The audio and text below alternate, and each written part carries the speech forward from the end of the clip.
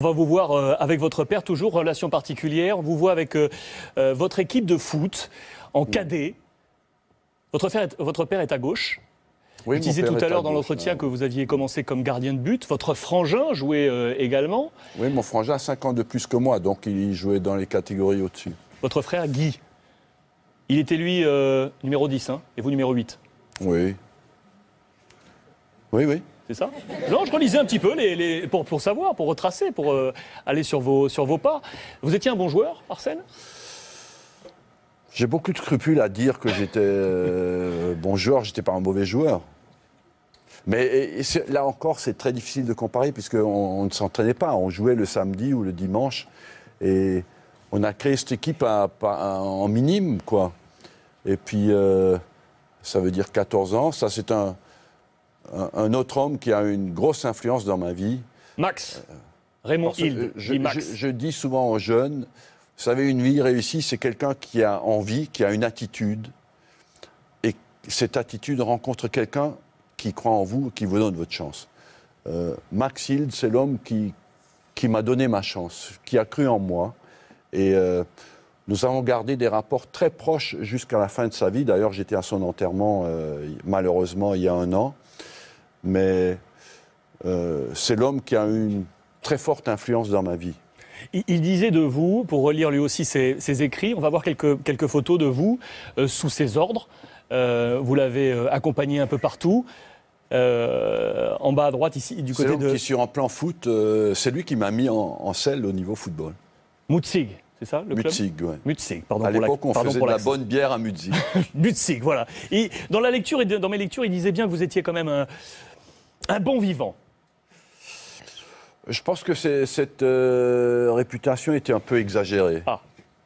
Honnêtement. Que vous aimiez une des premières licences également dans les années 70, à Mutzig justement. Il disait que vous aimiez philosopher le soir, tard, entre copains, autour de bonnes bières. Ou même, mais je n'ai jamais bu, je n'ai jamais fumé à cette époque-là. Je sortais. Un goût pour la danse? Oui, je dansais. Une qualité que j'ai perdue totalement.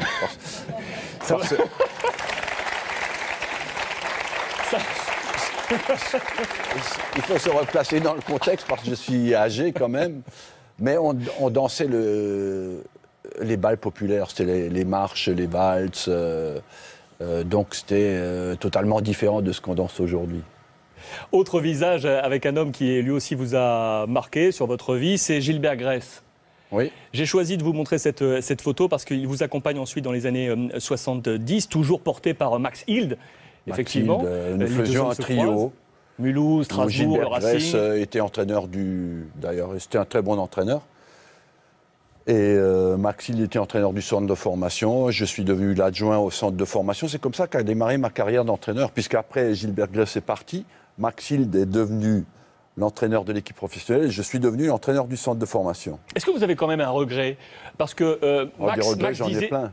Alors, juste sur celui-ci peut-être, Max disait... Dommage pour Arsène, il aurait pu faire une grosse carrière. Il a peut-être été repéré sur le tard. Parce que vous êtes champion de France avec le Racing. À la fin des années 70, vous avez alors que 2 matchs au compteur. Oui. Et pourtant, Gilbert Gress, du centre de formation ça c'est ensuite avec Cannes, mais sur la période effectivement alsacienne. Vous avez un regret ou pas là-dessus, en tant que joueur? Vous savez, quand vous partez d'où je suis parti...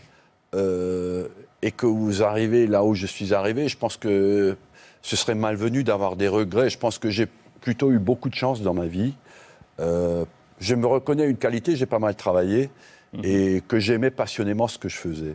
Après, des regrets, je pense que ce serait un peu malvenu. J'aurais peut-être pu mieux faire comme joueur si j'avais été repéré plus tôt.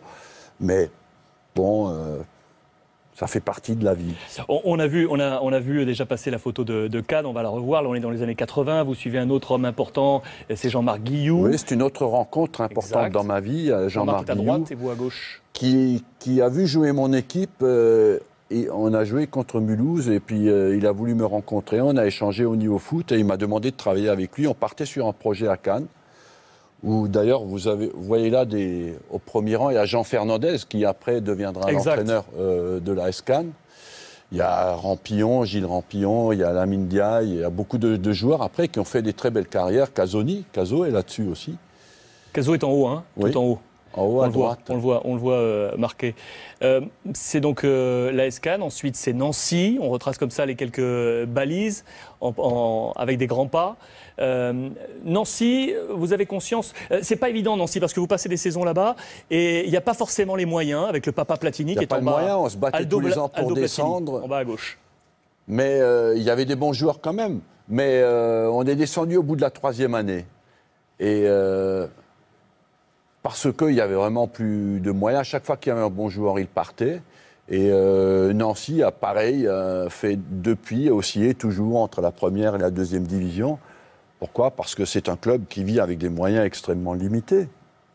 Et je suis parti de Nancy à Monaco en 87.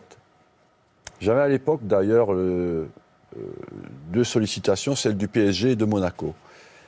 Je suis allé à Monaco parce que j'avais travaillé à Cannes. Et Cannes m'avait donné du crédit, je pense, pour aller à Monaco. Parce que les gens m'ont vu travailler, m'ont dit, tiens, c'est pas si mal que ça. Et puis, on va peut-être lui donner une chance. Et pourquoi pas Paris, alors ? Parce que j'avais créé des liens à Cannes avec Richard Comte, qui s'occupait du club, qui était directeur du club. Et que lui, il a favorisé ma venue à Monaco. J'ai rencontré aussi M. Borelli ici, à l'époque, qui était président. Et puis finalement, j'ai décidé d'aller à Monaco. Ça se passe super bien à Monaco. Le résultat est immédiat. Vous êtes champion de France dès la première saison, avec 6 points d'avance sur Bordeaux. Je lisais donc les 3 places de 3e, 2e, finaliste de la Coupe d'Europe des vainqueurs de Coupe. Je voulais juste revenir un point sur cette période monégasque. Ça se finit pas très bien. Non ? Avec le président Campora, avec qui ça avait très bien commencé. Ouais. Et ça se finit pas très bien. Vous vous sentez un peu trahi ou pas ? Non. Vous savez, je suis dans un métier où j'accepte la règle du jeu. C'est-à-dire, on a fini pendant 6 ans, 7 ans, je crois 7 ans, oui. 7 ans dans les 3 premiers. La dernière année, on a été en demi-finale de la Ligue des Champions quand même. On a fini 9e, c'était le plus mauvais classement. On a mal redémarré. C'était encore un peu comme cette année, une année post-Coupe du Monde. On a eu beaucoup de blessés d'entrée. On est mal parti. J'avais refusé de prolonger parce que cette année-là, je devais aller au Bayern de Munich. J'ai refusé d'aller au Bayern de Munich pour honorer mon contrat. Bien m'en a pris parce que je me suis fait virer au mois de septembre. Est-ce que c'est à ce moment-là également que vous avez la possibilité de prendre l'équipe de France ?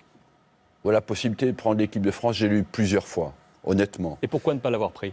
Parce que j'ai toujours été attiré par le travail au quotidien dans le club. Une équipe de France, c'est 10 matchs par an. Et votre vision a changé aujourd'hui ou pas ? Pas du tout. Pas du tout. Donc jamais. Non, je trouve qu'en équipe de France, il n'y a que 2 choses intéressantes. Ce sont les grands tournois, c'est les championnats d'Europe et la Coupe du Monde. Tout le reste, c'est un peu du temps perdu pour un entraîneur, parce qu'il passe son temps à attendre l'équipe et un peu au chômage. C'est une notion qui m'intéresse au quotidien parce que je relisais là aussi beaucoup de choses. Après, il y a eu l'expérience au Japon.